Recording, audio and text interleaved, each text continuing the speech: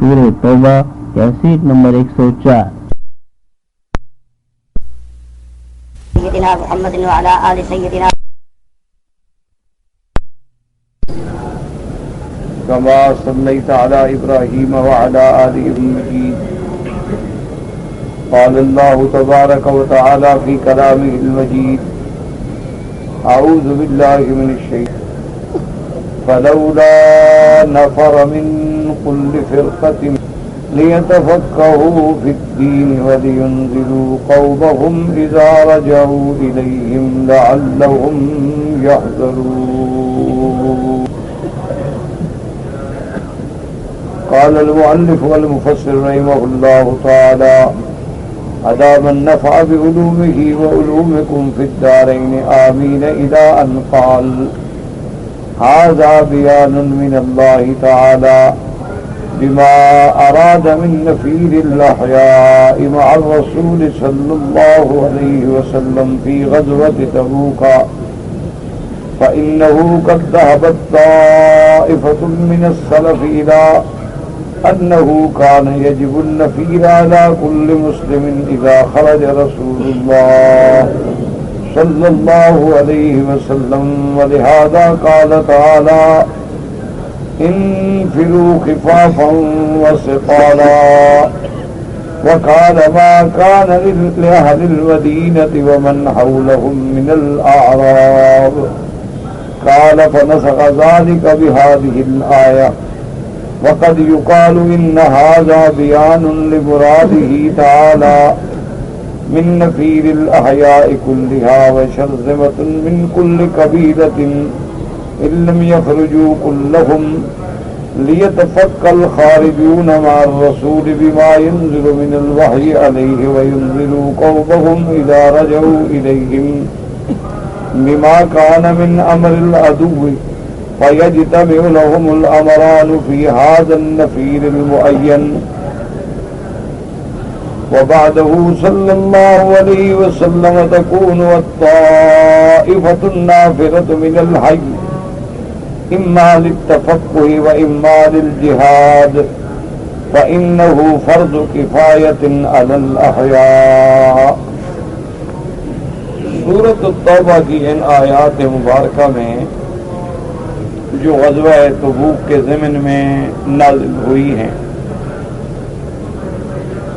جیسا کہ آپ نے الحمدللہ سابقہ آیات میں پڑھا ہے کہ اللہ تبارک و تعالیٰ کی طرف سے تنبیہ آئی کہ جو لوگ پیچھے رہ گئے ان کو یہ بات زیبا نہیں دیتی تھی کہ وہ حضور صلی اللہ علیہ وسلم کو اکیلا چھوڑ دیں، اور حضور صلی اللہ علیہ وآلہ آلہ واصحابہ وسلم سفر کی اور جہاد کی تکلیفیں برداشت کریں اور یہ اپنے نفس کو آرام میں رکھیں، یہ بات ناقابل برداشت ناقابل قبول تھی. اور پھر مجاہدین کے ثواب کا اللہ نے ذکر کیا کہ تمہیں کیا پتا، مجاہد تو جب جاتا ہے اسے پیاس بھی لگتی ہے، حالانکہ پیاس ہر سفر میں لگتی ہے، اسے تکلیف بھی ہوتی ہے، تکلیف ہر سفر میں ہوتی ہے، اور اس سے بھوک بھی ستاتی ہے. وہ انسان کوئی سفر بھی کرے تو بھوک تو اسے لگتی ہے. اور ولا یطعون موطئا، اور وہ جو کوئی بھی قدم اٹھاتے ہیں اور زمین کو طے کرتے ہیں، مقصد ان کا یہ ہوتا ہے کہ ہمارے اس جہاد سے سفر سے کافروں کو اللہ تکلیف پہنچائے، کافروں کو دکھ پہنچے، ان کے دلوں میں تکلیف ہو اور مومنوں کی عزت بڑھے. اللہ ان کو ہر قدم پہ ہر عمل کی جزا دیتے.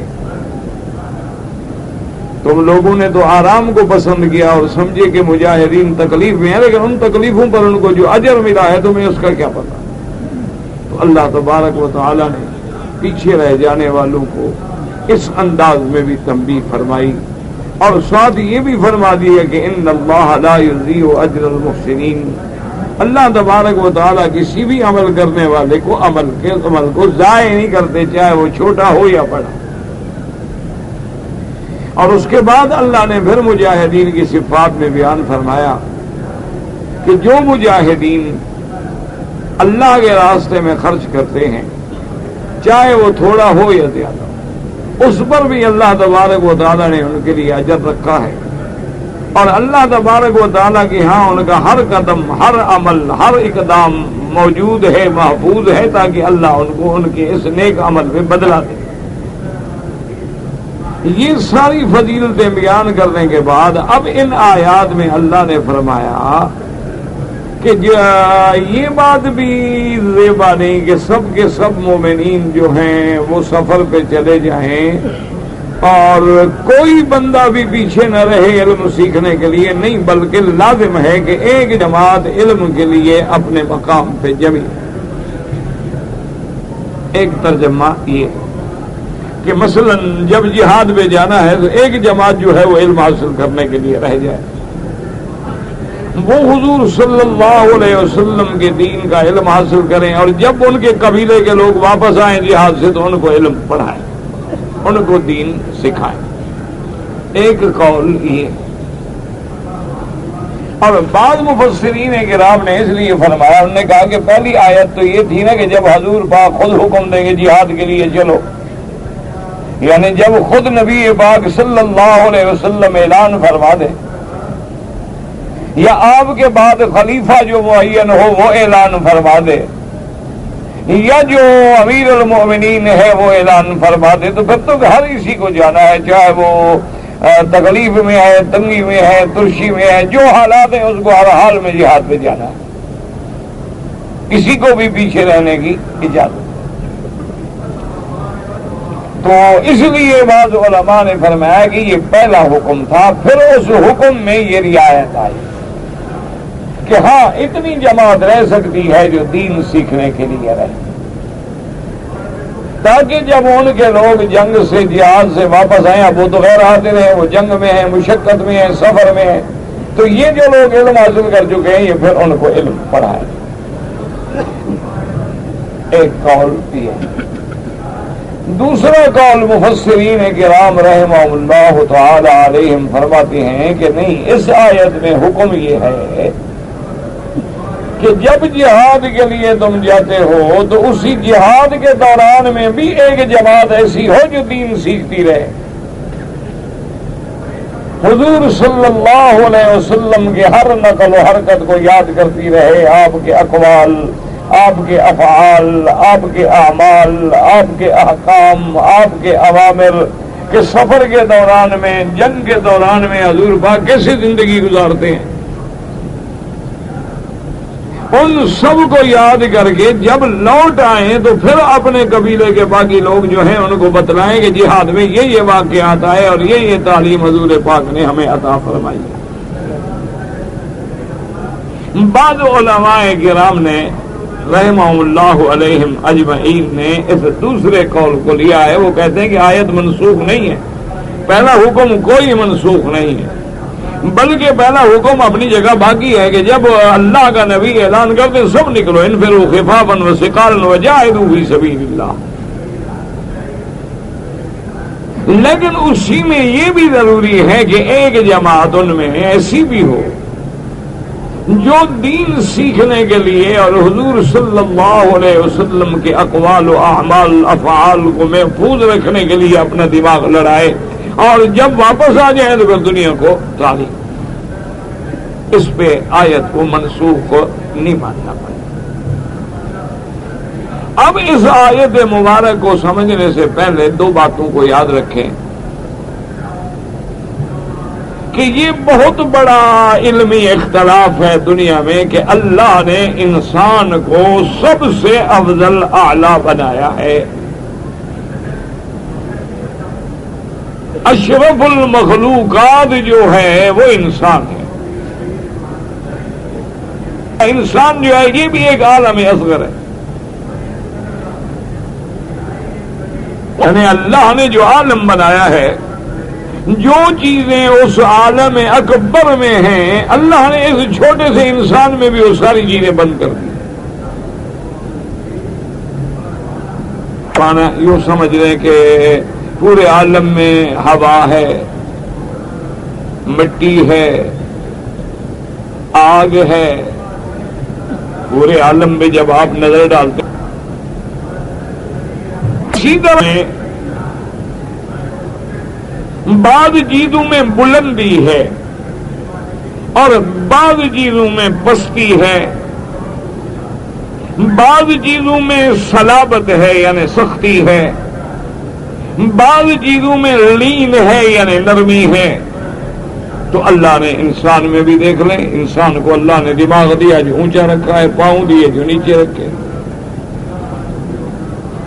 انسان کے اعضاء میں ہڈیاں دیکھیں، ان کی صلابت کو بھی دیکھ لیں، اعصاب کو دیکھ لیں، پھر عروق و شرائین کو دیکھ لیں، اس کے بعد پھر اس کے لحم کو اور شام کو دیکھ لیں، ان میں کتنی صلابت ہے اور ان میں کتنی نرمی ہے۔ اسی لیے اللہ کا قرآن جہاں یہ دعوت دیتا ہے کہ وَفِي الْأَرْضِ آیَاتٌ لِّلْمُوقِنِينَ کہ میری زمین پہ نظر ڈالو، اس میں تمہیں میری نشانیاں ملیں گی،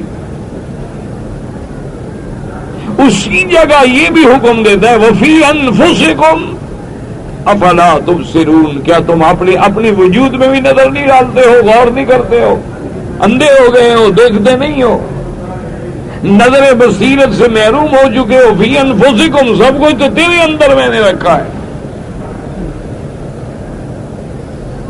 اسی طرح آپ دیکھیں کہ دنیا میں گرمی بھی ہے، سردی بھی ہے، بندے کے اندر بھی دیکھیں گرم چیزیں بھی ہے، سرد چیزیں بھی ہیں،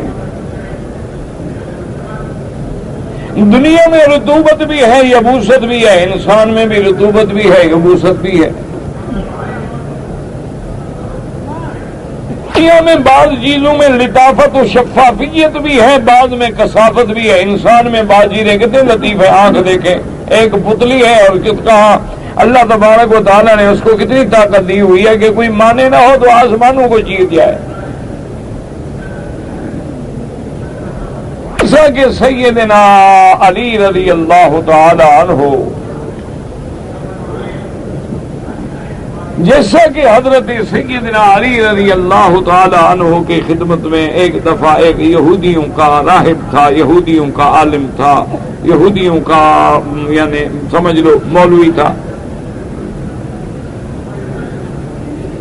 اس نے سیدنا علی رضی اللہ تعالی عنہ سے آ کے سوال کیا۔ یاد رکھو کبھی کافر جو ہیں وہ سوال کرتے ہیں سیکھنے کے لیے، اور کبھی کافروں کے سوال ہوتے ہیں بطور تعلق یعنی بطور سرکشی، بطور فساد، کہ ہم سوال کریں گے شاید اگلا جواب نہ دے سکے، یا جواب ایسا ہو جس سے عامت الناس مطمئن نہ ہو سکے، تو اسلام کے بارے میں شکوک پڑ گئے۔ اس نے سیدنا علی رضی اللہ تعالی عنہ سے آ کے سوال کیا، کہا کہ حضرت علی آپ کے قرآن میں ہم نے پڑھا ہے اللہ نے ذکر کیا ہے کہ جنت کے اندر نہریں ہوں گی، یہ ٹھیک ہے؟ آپ نے فرمایا ہاں بالکل ٹھیک ہے۔ اور یہ بھی ان آیات میں موجود ہے کہ جنت میں جو نہریں ہیں فیہا انہار من ماء غیر آسن، کہ پانی کی بھی نہر ہے، وانہار من لبن، دودھ کی بھی نہر ہے، وانہار من خمر لذۃ للشاربین، اور شراب کی بھی نہر ہے، وانہار من عسل مصفی، اور شہد کی بھی نہریں ہیں۔ یہ چار نہروں کا ذکر قرآن میں آیا ہے کہ شہد کی بھی نہر ہوگی، شراب طہور کی بھی نہر ہوگی، اور دودھ کی بھی نہریں جاری ہوں گی، اور پانی کی بھی نہریں جاری ہوں گی۔ یہ چار نہروں کا ذکر آتا ہے قرآن میں، یہ ٹھیک ہے؟ حضرت نے فرمایا ہاں بالکل ٹھیک۔ اس نے کہا کہ یہ چاروں نہریں جو ہیں جنت میں ہی ہیں، جنت ہی ان کا اصل منبع ہے۔ دیکھیں نا یہاں دریا ہوتے ہیں، کوئی کہیں سے آتا ہے، کوئی کہیں سے آتا ہے، حتیٰ کہ آپ کے ملک کے دریا ہیں، آپ دیکھ لیں مثلا سندھ ہے، چناب ہے، بیاس ہے، راوی ہے، ستلج ہے، سب کا منبع الگ الگ ہے، لیکن یہ جنت کی نہریں، ان کا معنی یہ ہے کہ ان کا ماخذ جو ہے، ان کا اصل جو ہے، مرکز جو ہے وہ بھی جنت ہے، یعنی کوئی باہر سے تو نہیں آ رہی جنت میں گر رہی۔ کا مقصد تھا سیدنا علی رضی اللہ تعالی عنہ کو کہ میں ایک ایسے سوال میں الجھا دوں، یہ ایسی بدبخت قوم ہے یہود، میرے آقا سے بھی آگے سوال کرتے تھے، حضور صلی اللہ علیہ وسلم سے بھی آگے سوال کرتے تھے اور عجیب عجیب سوال پوچھتے تھے، اور پھر ان سوالات میں ان کا مقصد جو ہے یہود بے بہدود کا مقصود کیا ہے؟ تعنت، اناد، فساد۔ سے مکے والوں کو، مکے کے قریش کے سرداروں کو یہودیوں نے، کعب بن الاشرف نے اپنے راہبوں کو بلا کے سوالات سے کہا، انہوں نے کہا یہ سوال ہیں حضور پاک سے جا کے پوچھو، یہ 3 سوال ہیں، 3 سوالوں کے بارے میں حضور پاک سے سوال کرو۔ اگر تینوں سوالوں کے جواب حضور نہ دے سکیں تو سمجھ لو کہ نبی نہیں ہے، اور اگر تینوں سوالوں کے جواب دے دیں تب بھی سمجھو کہ نبی نہیں ہے۔ ہم دیکھو کیسی الجھن ہے، ہاں کرو تو پھنسو اور نہ کرو تو پھنسو۔ سوال دیکھیں کہ اب کیسے پیچیدہ سوال ہیں۔ اگر حضور صلی اللہ علیہ وسلم تینوں سوالوں کا جواب دے دیں تب بھی نبی نہیں، اور تینوں کا جواب نہ دیں تب بھی نبی نہیں، اور 2 کا جواب دیں اور 1 کا جواب نہ دیں تو پھر نبی ہیں۔ بڑی عیار قوم ہے یہود جو ہے نا، بدبخت، یہ بڑی عیار قوم، بڑی غدار، عیار، مکار، اور جن کا بہت بڑا دماغ ہے اور بڑا ذہن ہے، لیکن بدقسمتی سے ہیں یہ ایول جینیس، یعنی یہ بڑے تخریبی لوگ ہیں، تعمیر کی طرف ان کا دماغ نہیں چلتا، بگاڑنے میں یہ بڑے ماہر ہیں۔ دیکھا نہیں یہود کی سازش کو کہ پوری دنیا کو اسلام سے لڑا دیا،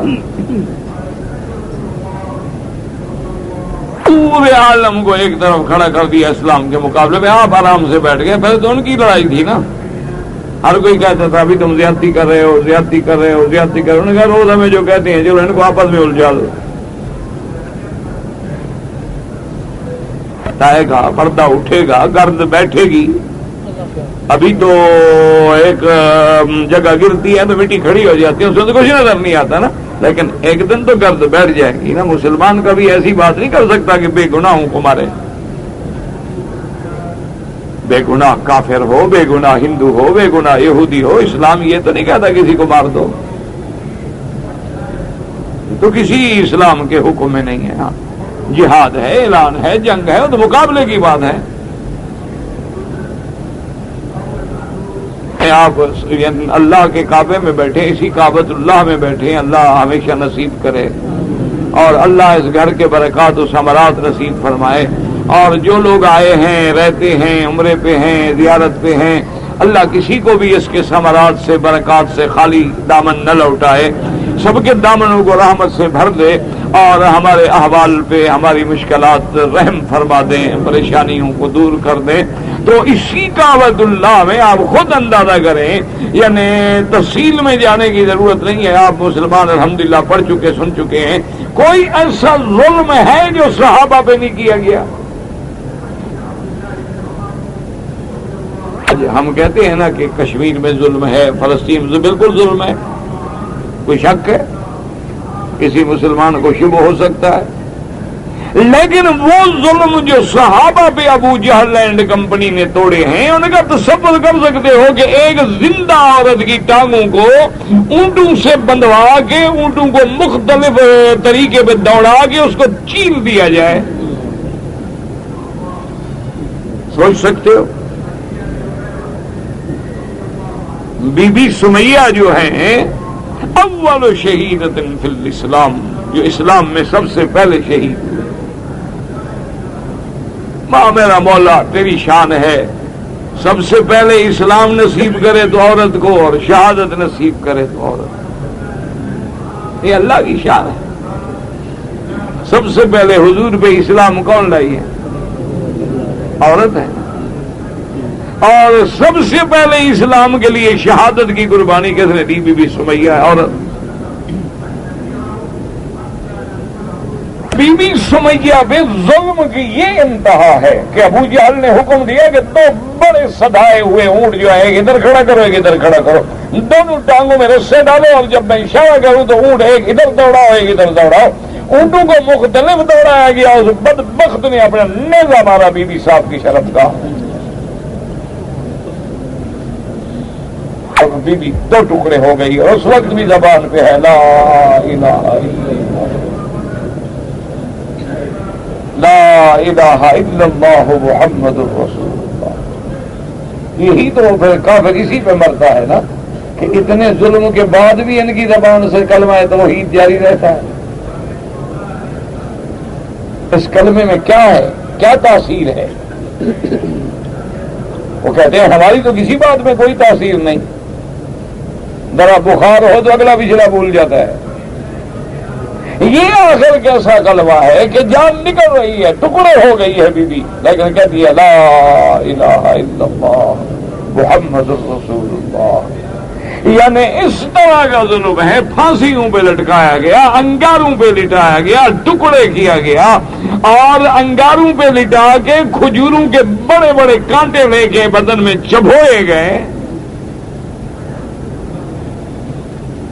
ظلم ہے۔ زنجیروں میں باندھا گیا، پیاسا مارا گیا، بھوکا مارا گیا، ستایا گیا، اور گلے میں رسیاں ڈال کے بچوں کے ہاتھ دے کے گلیوں میں پھرایا گیا جیسے جانوروں کو پھراتے ہیں۔ ان سب ظلموں کے بعد اسلام دیکھیں گے جب میرے نبی آئے 10,000 کا لشکر جرار ہے، اور صحابہ کہتے ہیں کہ لا قریش بعد اليوم، آج کے بعد ہم قریش کا ایک بچہ بھی نہیں چھوڑیں گے، انہوں نے ہم پر جو ظلم کیے تھے آج اللہ نے ہمیں موقع دیا ہے، آج ہم بدلہ لیں گے۔ صحابہ کا جوش دیکھنے والا ہے، کیوں؟ ان پر تو ظلم ہوئے تھے، وہی مظلوم تھے جو آج بدلہ لینے کے لیے آئے ہیں۔ لیکن اسلام کی تعلیم دیکھیں وہ کیا ہے۔ حضور نے فرمایا ٹھہر جاؤ،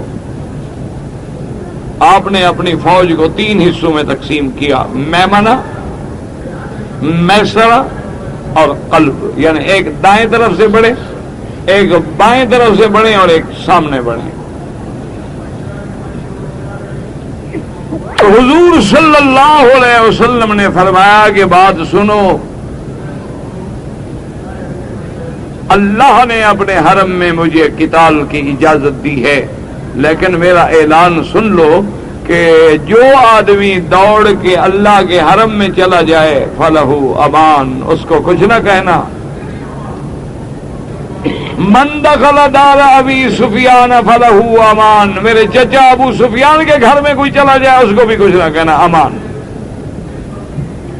من القى السلاح فلہ امان، جو اپنا ہتھیار ڈال دے اس کو بھی امان۔ من اغلق الباب، جو گھر کا دروازہ بند کر دے اس کو بھی امان۔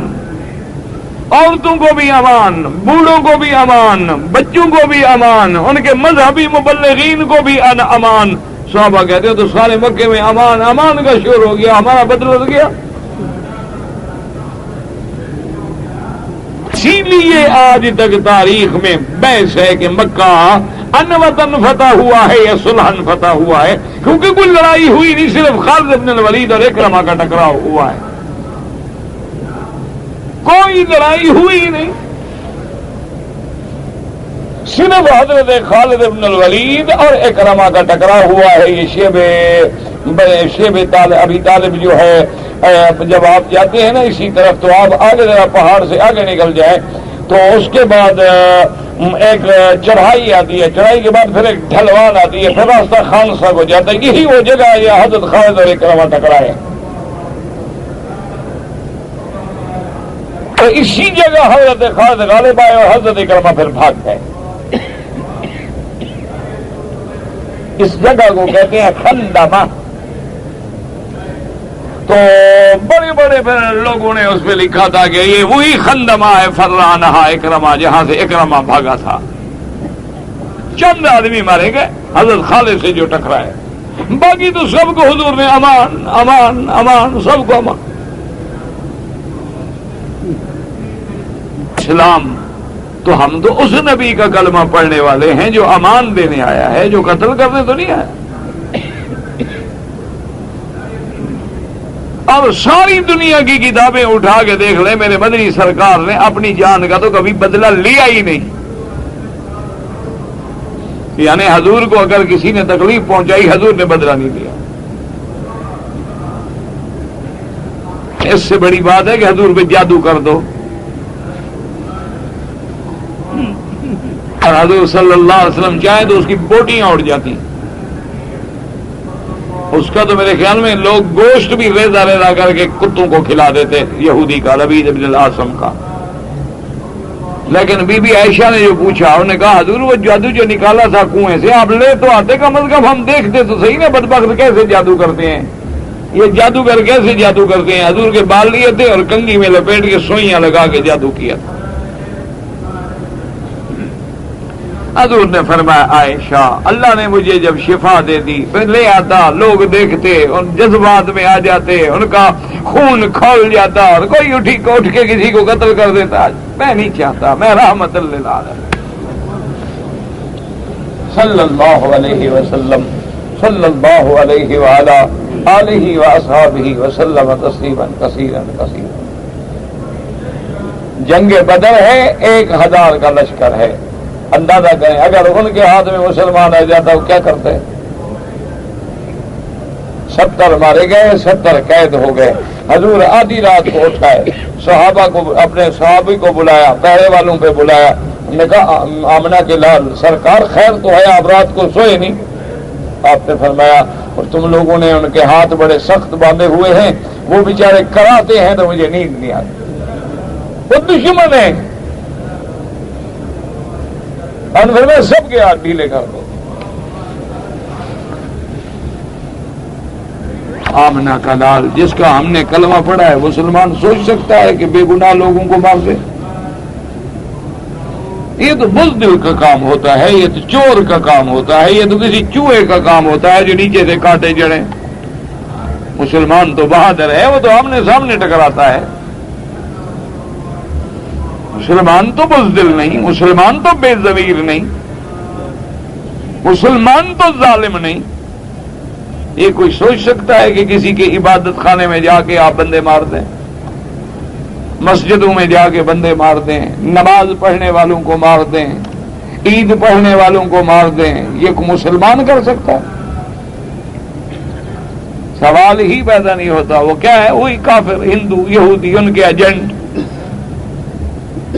رہتے مسلمانوں میں ہیں، کپڑے مسلمانوں کے پہنتے ہیں، بات مسلمانوں والی کرتے ہیں، لوگ سمجھتے ہیں مسلمان ہیں۔ ایک دفعہ جب حادثہ ہو جائے تو کام شروع ہو گیا، وہ ایک بھائی مارا گیا، دوسرے تو پھر بھائی کا بدلہ لینا ہے نا۔ وہ تو بیچارے سمجھتے میں مظلوم ہوں، میں تو اپنے بھائی کے بدلے میں لڑ رہا ہوں نا۔ اسلام ان چیزوں سے بری ہے، اور ایک وقت آئے گا دیکھ لیں گے آپ کہ جب یہ گرد و غبار بیٹھ جائے گا اور حقائق کھل کے سامنے آئیں گے، دنیا دیکھ لے گی انشاءاللہ کہ اس سے، ان حوادثات سے، ایسے واقعات سے اسلام بالکل بعید ہے اور دور ہے یہ کفر کی، یہود کی انتہائی اندرونی سازش ہے، اور جن کے وسائل ہیں، جن کے ذرائع ہیں، جن کے وہاں بندے ہیں۔ مقصد کیا ہے؟ اسلام سے لڑا دیا، اب ہر جگہ مسلمان مسلمان مسلمان مسلمان۔ جہاں سے کوئی داڑھی والا گزرے، کوئی سکھ داڑھی والا گزرے، اس کو بھی پکڑ کے بے عزت کر دیتے ہیں، یہ بھی مسلمان ہوگا۔ اس کا کام تو ہو گیا نا، یہودی کا کام تو بن گیا، لیکن یاد رکھیں کچھ نہیں بنا۔ انشاءاللہ جب گرد بیٹھے گی نا، حقیقت کھلے گی، اللہ کا سارا غضب اسی پہ آئے گا انشاءاللہ۔ وقت آئے گا، بالکل نہ گھبرائیں۔ یہ تو ایسے طوفان اٹھتے رہتے ہیں، بلبلے اٹھتے رہتے ہیں، لیکن جب حق آتا ہے نا جی، جال حق وزہق الباطل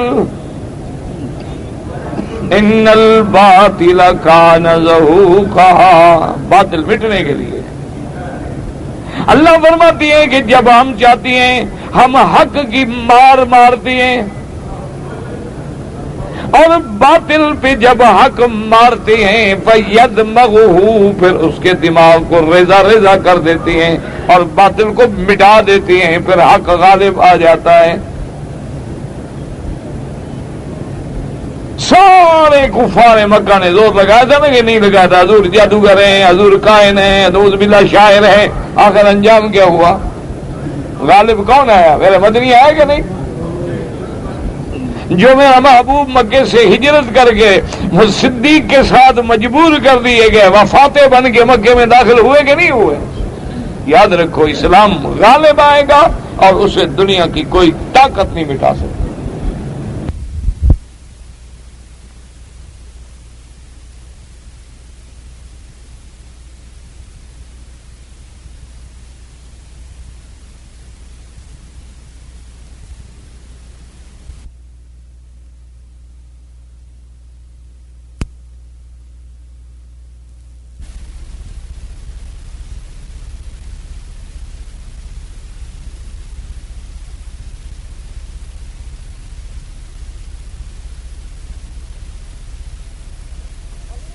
ہے حضور نے بنا ولا بیت مدر ولا وبر ولا شعر الا ادخل اللہ، حضور نے فرمایا دنیا میں کوئی گھر نہ مٹی کا، نہ بالو کا، نہ خیمے کا نہیں بچے گا مگر اللہ اسلام کو داخل کر دیں گے۔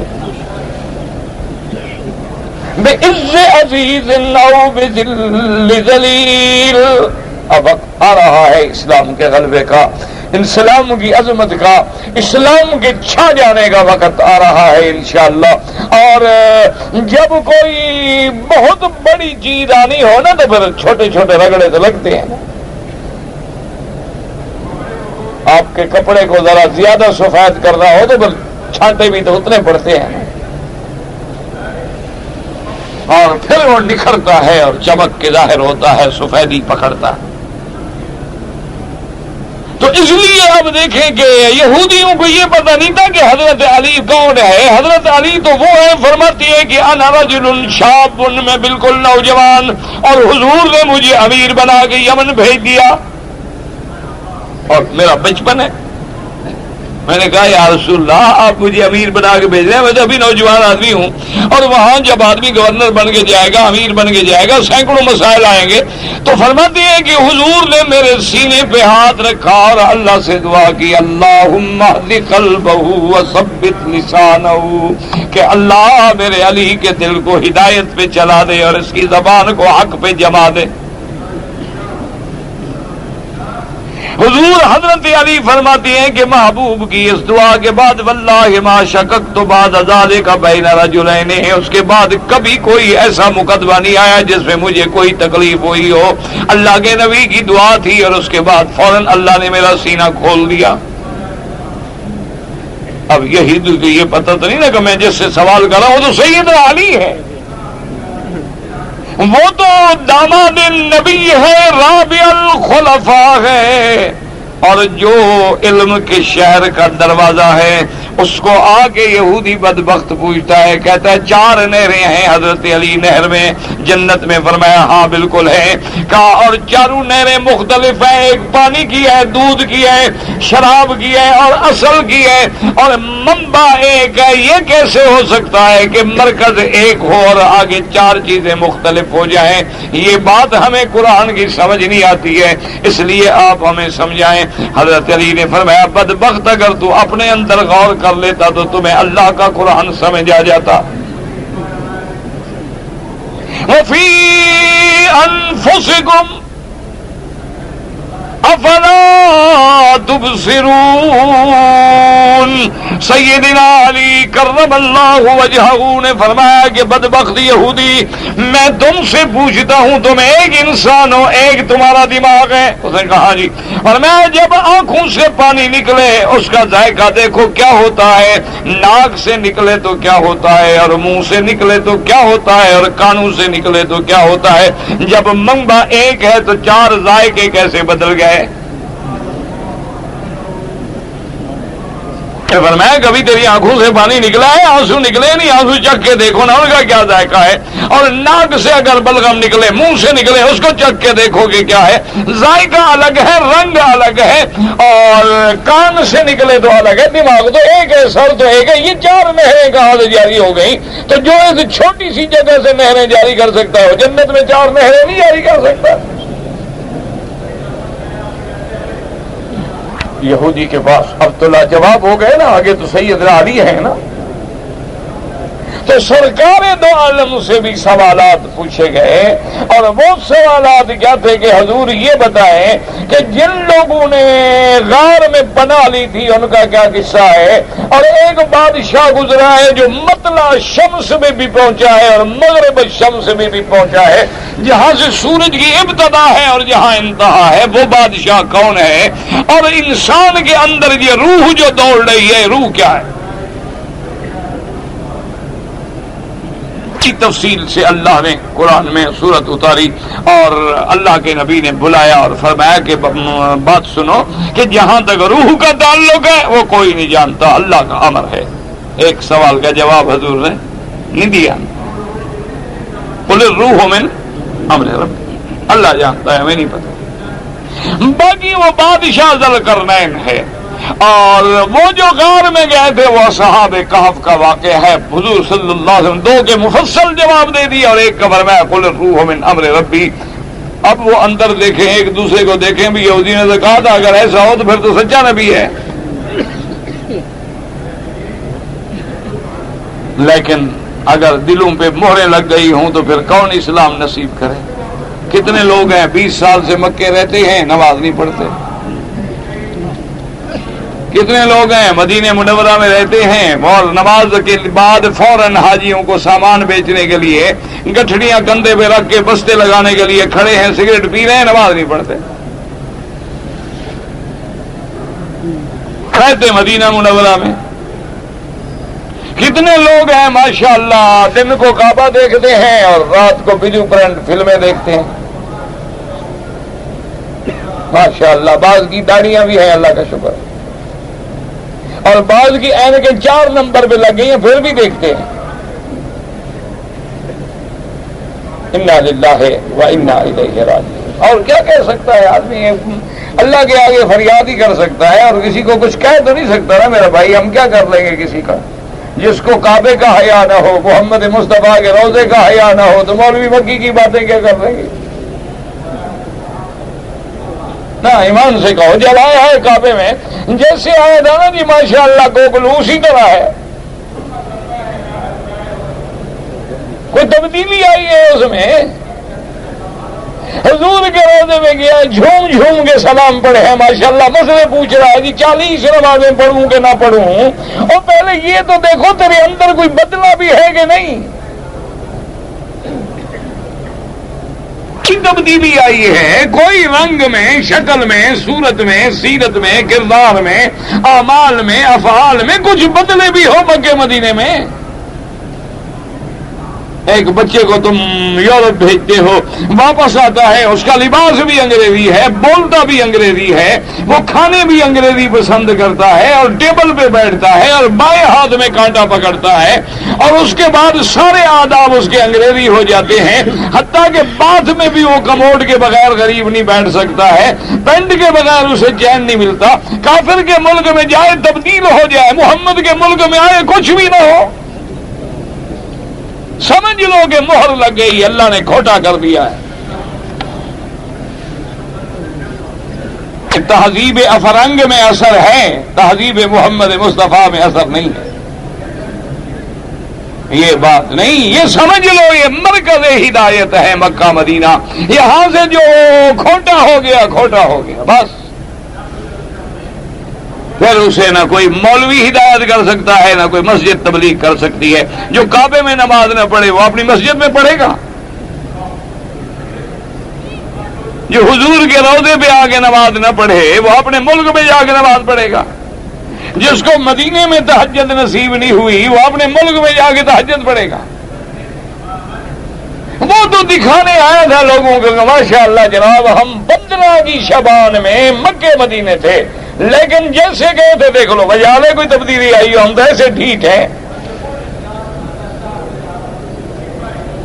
رمضان میں بھی آ جائیں گے، پھر واپس جا کے رشتہ داروں کو پارٹی دیں گے. جناب ہم ہر رمضان میں مکے جاتے ہیں، عشرہ آخر جو ہے نا 10 آخری دن وہ مدینے پاک حضور کے شہر میں گزارتے ہیں. لیکن تبدیلی کوئی نہیں آئی ہے کہ خر عیسیٰ بمکہ ود ہنوز خر باشد. بزرگوں نے لکھا عیسیٰ علیہ السلام کا گدھا جو مکے میں آ جائے گدھا گدھا رہتا ہے، بندہ نہیں بن جاتا.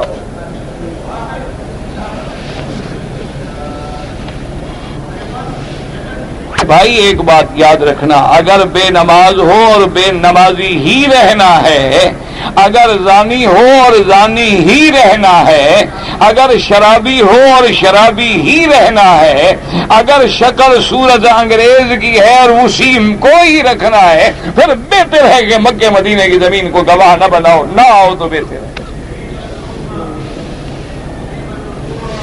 کہ قیامت والے دن پھر یہاں کی زمین تو گواہی نہ دے.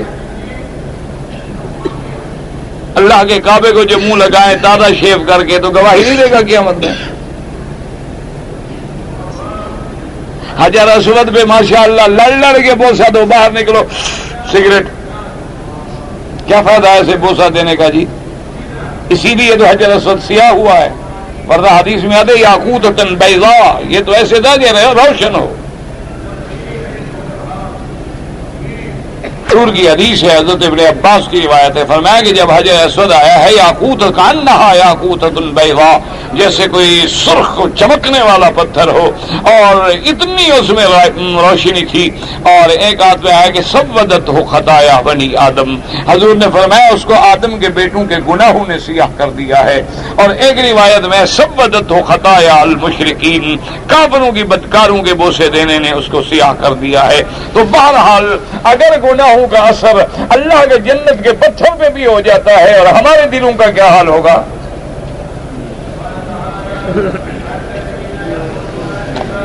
اسی لیے ہمیشہ خدا کے لیے اللہ کے دین کو سمجھیں.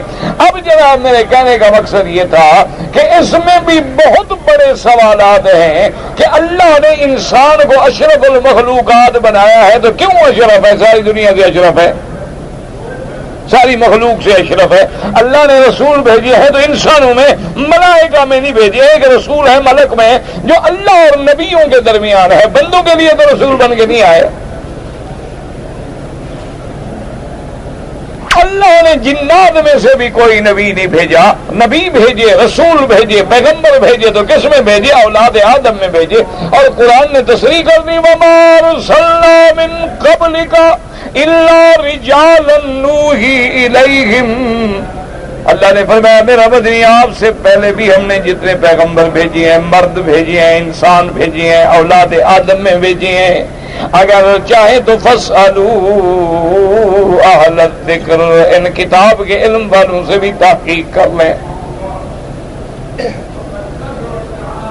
اللہ نے جتنے نبی بھیجے سب سے افضل کون ہوتے ہیں؟ نبی. ان سے افضل رسول، پھر اولو العزم من الرسل، اور سب سے افضل محمد الرسول اللہ صلی اللہ علیہ وسلم. یہ سب کہاں سے آئے؟ اولاد آدم. انسان کو جو اللہ نے اتنی عظمت دی ہے اس کی وجہ کیا ہے؟ تو اس میں بہت بڑے فسادات ہیں. منطقیوں کے الگ ہیں، متکلمین کے الگ ہیں، فلاسفہ کے الگ ہیں. کوئی کہتے ہیں جی اس لیے افضل ہے کہ اللہ نے اس کو ناطق بنایا ہے، یہ بولنے والا ہے، باقی کوئی حیوان بولتا نہیں. بعض لوگ کہتے ہیں کہ جی نہیں اس کو شرف جو ہے وہ اس لیے ملا ہے کہ اللہ نے اس کو عقل دیا ہے، باقی ہر جانور میں شعور ہے، عقل نہیں. یعنی یہ بڑے مباحث ہیں. لیکن علماء اسلام، قرآن و سنت کے علماء کہتے ہیں نا، اللہ نے انسان کو جو شرف بخشا ہے اس کا وجہ کیا ہے؟ صرف علم اور تعلم، کہ علم سیکھنا اور آگے سکھانا یہ ما سوائے انسان کے اور کسی مخلوق میں اتنی صفت نہیں ہے غالب. اور اس لیے ان نے دلیل پکڑی کہ اللہ نے جب فرشتوں پہ آدم کی فضیلت ظاہر کی تو کس بات سے کی؟ علم آدم اسماء کلھا، آدم کو علم دیا، اور اس کے بعد فرشتوں سے کہا انبئونی، بتلاؤ، انہوں نے کہا جی ہم تو نہیں جانتے، انہوں نے کہا اچھا نہیں جانتے، آدم تم بتلاؤ، آدم تو یاد کر کے کھڑے تھے، انہوں نے جناب فوراً فر سنا دیا، اللہ نے فرمایا آپ بتلاؤ، آدم افضل ہے کہ تم سجدہ کرو؟ تو فضیلت جو ملی ہے وہ علم، لیکن یاد رکھیں ہر علم پڑھنا جائز ہے ما سوائے علوم شیطانیہ کے، یاد رکھو علوم شیطانیہ پڑھنا حرام ہے۔ کیا معنی؟ سحر کا، جادو کا علم حرام ہے، نجوم کا علم حرام ہے، ہاتھ دیکھنے کا علم حرام ہے، علم الاعداد پڑھنا حرام ہے، علم الجفر پڑھنا حرام ہے، گانا بجانا ناچنا یہ بھی تو علم ہے نا، یہ بھی تو علم ہے، بغیر علم کے تھوڑا ہوتا ہے، ان کے بھی راگ ہیں، سر ہیں، راگنیاں ہیں، ان میں بھی پھر جناب تقسیمات ہیں، کوئی کلاسیکل ہیں، کوئی نان کلاسیکل ہیں، ان میں بھی علم ہے، کتابیں لکھی گئی ہیں موسیقی پر، تو لیکن وہ شیطانی علوم ہیں۔ تو اچھا اسی طرح کچھ علم ہوتے ہیں جو کسب دنیا کے لیے ہمیں ضرورت ہے، کہ جغرافیہ ہے، تاریخ ہے، حساب ہے، ریاضی ہے، کمپیوٹر، سب علم سیکھنا جائز ہے، لیکن اصل علم کیا ہے؟ کتاب اللہ اور سنت رسول اللہ، کہ اصل علم کیا ہے؟ دین کا علم ہے، کیونکہ جب بندے کو اپنے رب کی بھی معرفت نہ ہو، باقی علم پڑھنے کا فائدہ۔ اس لیے اللہ نے فرمایا کہ تب جہاد بڑی نعمت ہے، بڑی فضیلت ہے، لیکن ایک جماعت ایسی ضرور ہو جو عالم بنے، جو فقہ سیکھے، تفقہ ہو، دین کی سمجھ ہو اور دنیا کو پڑھائے۔ اور اسی سے یہ مسئلہ بھی نکل آیا کہ ہر آدمی خود نہ اپنی لاٹھی چلائے، بلکہ ایک جماعت ہو، بس وہی آگے دنیا کو دین سکھائے۔ جیسے صحابہ لاکھوں ہیں لیکن فتویٰ دینے والے کتنے ہیں؟ 10 صحابہ ہیں۔ صحابہ حضور کے لاکھوں کی تعداد میں ہیں، لیکن ان میں جو قراء ہیں وہ کتنی ہیں؟ ان میں جو علم قضاء پہ ماہر ہیں وہ کتنی ہیں؟ ان میں جو علم کتابت پہ ماہر ہیں وہ کتنی ہیں؟ ان میں جو علم فتویٰ پہ ہیں وہ کتنی ہیں؟ علم فرائض پہ ہیں وہ کتنی ہیں؟ تو اس لیے ہمیشہ یاد رکھیں کہ علماء کی ایک جماعت ہوگی اور باقی سب ان علماء سے مسئلہ پوچھ کے عمل کریں گے۔ اسی لیے قرآن نے بھی بتا دیا کہ ایک طائفہ، ایک جماعت ایسی ضرور ہو لیتفقہوا فی الدین، یہ نہیں کہ دل پڑھے نہ علم سمجھیں، پڑھنا کافی نہیں، سمجھنا ضروری ہے۔ اسی لیے آپ دیکھ لیں کہ علماء نے کام کیے، تفسیریں لکھی، حدیث لکھی، پھر فقہ کی کتابیں لکھی، کہ انہوں نے قرآن و حدیث سے جو مسائل مستنبط ہوئے، فقہ کا کیا معنی؟ جو قرآن و حدیث سے انہوں نے سمجھا وہ عطر کشید کر کے حضور کی امت کے لیے آسان کر دیا، کہ اب ہم نے جو مسئلہ دیکھنا ہے، طہارت کا ہے، صلاح کا ہے، نماز کا ہے، پاکی کا ہے، پلیدی کا ہے، زکوٰۃ کا ہے، حلال کا ہے، حرام کا ہے، میراث کا ہے، طلاق کا ہے، عدت کا ہے، عدت وفات کیا ہے، عدت نکاح کیا، عدت طلاق کیا ہے، اچھا پھر طلاق کی کتنی قسمیں، رجی کیا ہے، بائن کیا ہے، مغلظہ کیا ہے، سارے کہاں ملیں گے؟ کتب فقہ اور احکام۔ تو اللہ تبارک و تعالی آپ کو بھی اور ہمیں بھی صحیح علم پڑھنے کی، پڑھانے کی توفیق دے۔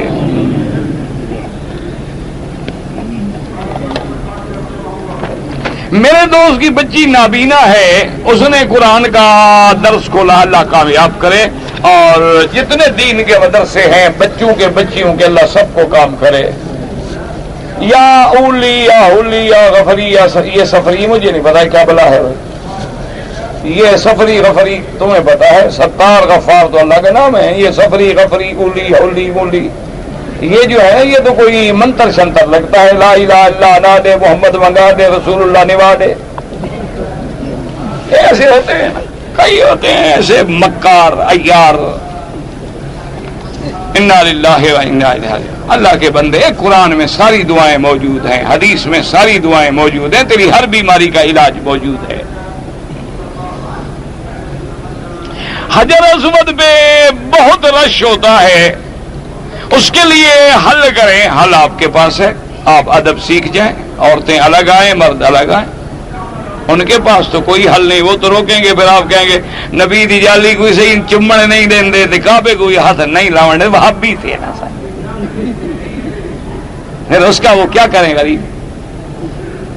یہ آپ کے پاس حل ہے، آپ خود ادب کریں، خود ادب سیکھیں.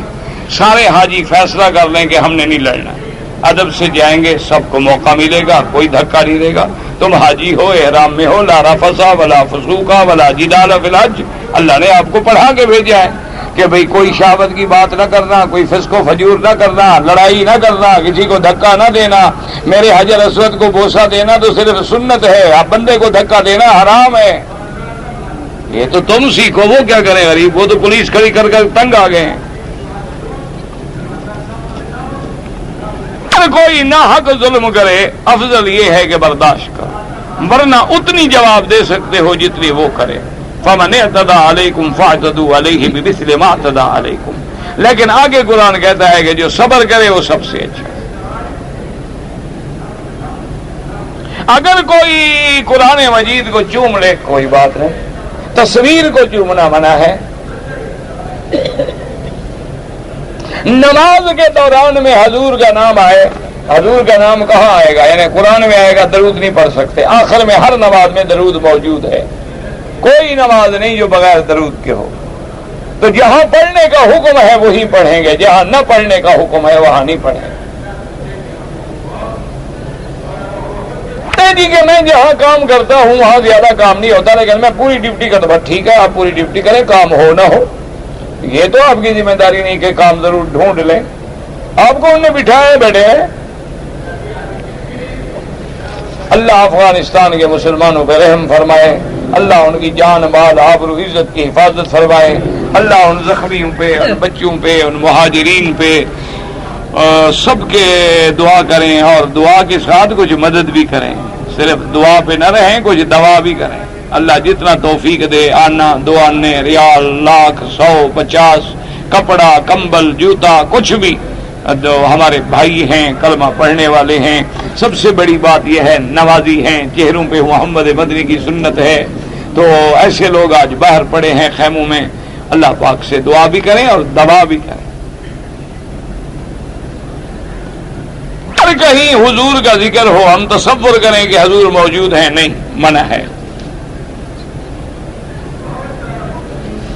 پیشاب کا قطرہ بالکل وضو کریں، نیچے انڈر ویئر رکھ لو، پھر جب دوسری نماز کا وقت آئے پھر نیا وضو کر لو. اس دوران میں سب نفل نماز تب آپ پڑھتے رہو.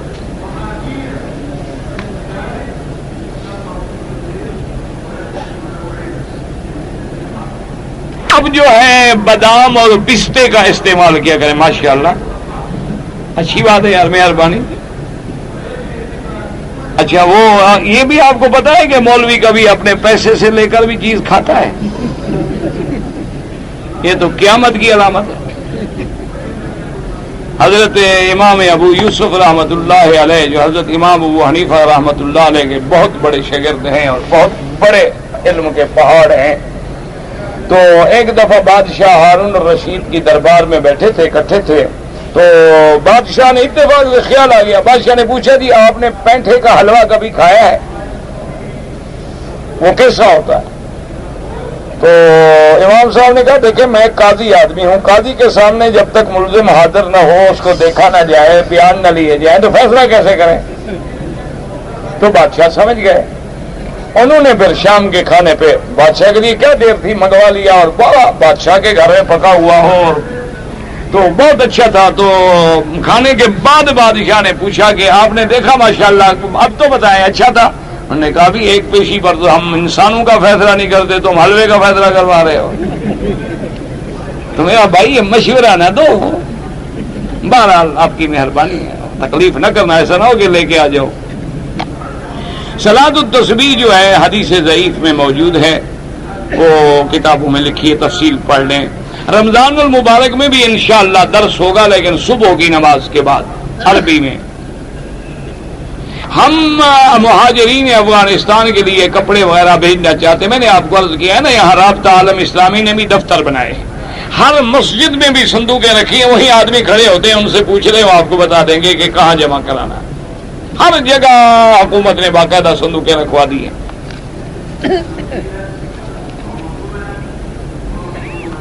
کی اپنے پوتے سے بڑی محبت ہے، میں اس کے لیے وصیت کرنا چاہتا ہوں کہ اپنی تیسری جائیداد کا حصہ ان کو دے دوں. پہلے اپنے بیٹوں سے بھی پوچھ لو وہ راضی ہیں، اور راضی ہیں تو آپ تیسرے حصے میں دے سکتے ہیں، ورنہ جو تم بیٹے کو دو گے وہ کس کو ملے گا؟ اللہ کے بندے، وہ بھی تو پوتے کو ہی ملے گا نا. ہاں اگر خدا نہ خواستہ بیٹا نہیں ہے اور پوتا ہے صرف، تو آپ دے سکتے ہیں، زندگی میں دے سکتے ہیں.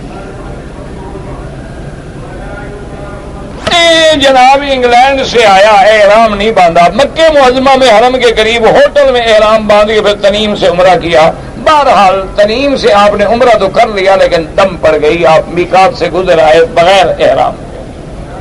40 آدمی ہوں یا 400 ہو، شریعت کا مسئلہ نہیں بدلتا. میں 5 سال سے بیکار ہوں، لوگ کہتے ہیں تو منحوس ہو. یہ اللہ کے فیصلے ہیں، کوئی منحوس نہیں ہوتا. اللہ نے کسی انسان کو منحوس نہیں بنایا، یہ اللہ کے فیصلے ہیں. کبھی کام ملتا ہے، کبھی کام نہیں ملتا. آپ دیکھ لیں بڑے بڑے عالم جو ہیں مانگی ہوئی روٹی کھاتے ہیں، اور جاہل جو ہیں بینک بھرے ہوئے ہیں. جاہلوں کے بعد اتنا پیسہ ہوتا ہے کہ ان بیچاروں کو دستخط کرنے نہیں آتے، انگوٹھا چھاپ ہے، لیکن ملائی ماشاءاللہ بڑے ہوتے ہیں بینکوں میں، اور بڑے بڑے علماء بیٹھے ہیں، کہیں تو روٹی آئے تو کھائیں. تو کیا وہ سب عالم منحوس ہوتے ہیں؟ ان کے پاس روٹی اسی لیے کم ہے. حضرت وکی نے کہا تھا نا، رضینا قسمت الجبار فینا لنا علم وللجہال معلوم. کسی نے کہا حضرت آپ کے پاس پیسے نہیں، فرمایا ہم اللہ کی تقسیم پہ راضی ہیں. اللہ نے دولت جاہلوں کو دی ہے اور علم ہمیں دیا ہے، ہم تو خوش ہیں. سردیوں میں لوگ لحاف اوڑھ کے نماز پڑھتے ہیں، بالکل کوئی حرج نہیں. یہ عورتوں کے لیے کیا حکم ہے؟ مرد سردی میں مر جائے، عورت کپڑا اوڑھ کے پڑھے، مرد اوڑھ کے نہ پڑھے. اللہ کے بندے سردی ہے تو اوڑھ لے. اللہ کے حرم میں سنا ہے جو کبوتر ہیں یہ وہی غار سور والے کبوتروں کی اولاد ہیں. میری تو ان سے کوئی دوستی ہے نہیں، نہ نسل جانتا ہوں. تم کبوتر باز ہو، نسل پہچانتے ہو تو ان سے پتہ کرو. ہمیں تو آج تک تم انسان سمجھ نہیں آئے تو کبوتر کہاں سمجھ آئیں گے؟ اللہ کے بندے ایسے گھڑتے رہتے ہیں مسئلے بیٹھ کے. لوگ جوتا لے کے حرم میں طواف کرتے ہیں، لوگ چوری جو کر لیتے ہیں، کیا کریں؟ بہرحال جائز ہے، کوئی بات نہیں، کسی لفافے میں ڈال لیں یا کپڑے میں باندھ لیں چلیں. اگر پاک ہے تو پہن کے بھی کر سکتے ہیں. اگر ہوتا ہے وضو میں تو وہم کو تو پھٹکار بھیجیں. آپ نماز پڑھتے ہیں، وہم کا علاج یہ ہے کہ اس کی طرف توجہ نہ کریں. جتنا وہم زیادہ پڑھے اور زیادہ نماز پڑھے جاؤ. علاج ہی یہ ہے. شیطان تنگ کرتے ہیں نا، وہ 2 نماز پڑھے، وہ کہہ رہے تنگ کروں اس لیے ساڈا نہیں پتہ، 1 پڑھی 2 پڑھی، تم پھر شروع کر دو، تم پھر شروع کر دو. تنگ آگے بھاگ جائے گا، اس کو چھوڑو پڑھنے دو. یہ اگر میں اس کو چھیڑوں گا تو یہ سرگات کھڑا رہے گا. تو شیطان خود بھاگ جاتا ہے، وہ کہتے ہیں یار وہی اس کو 2 رکعت اچھی طرح پڑھنے دو، ورنہ یہ تو گردن پڑ گیا، یہ تو چھوڑتا ہی نہیں. میری اماں بوڑھی ہو گئی، روزہ نہیں رکھ سکتی ہے، 1 مسکین کا کھانا روزانہ دے، فدیہ ادا کریں. میں نے آپ کو بتا دیا نا کہ مجاہدین اپنا مہاجرین افغانستان کے لیے حکومت نے رابطہ کی معرفت بھی اور بینکوں کی معرفت بھی اور مساجد میں بھی بڑی بڑی صندوقیں رکھے، وہاں ایڈریس لکھا ہوا ہے، وہاں جا کے آپ دے دیں مال.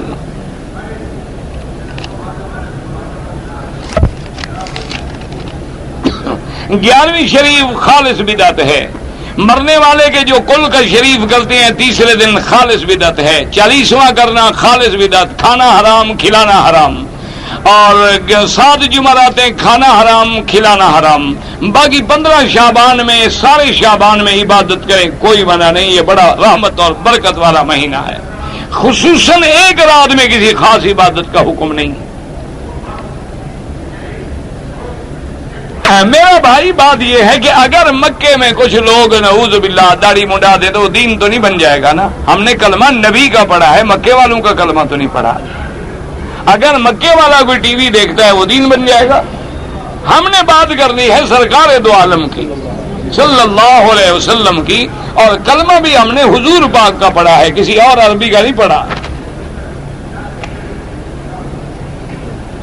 آدمی مسا کرے سر میں تو ہاتھ لے کے پھر دوہرائے. اور امام ابو حنیفہ کے نزدیک گردن کا بھی ہے، باقی ائمہ کے نزدیک گردن کا نہیں ہے. شوہر کے بغیر اجازت عورت کے ماں باپ دوسرے کو شادی دینا جائز ہے؟ کیا مطلب؟ شوہر کی اجازت کے بغیر دوسری شادی کر لے گی؟ اللہ اکبر اللہ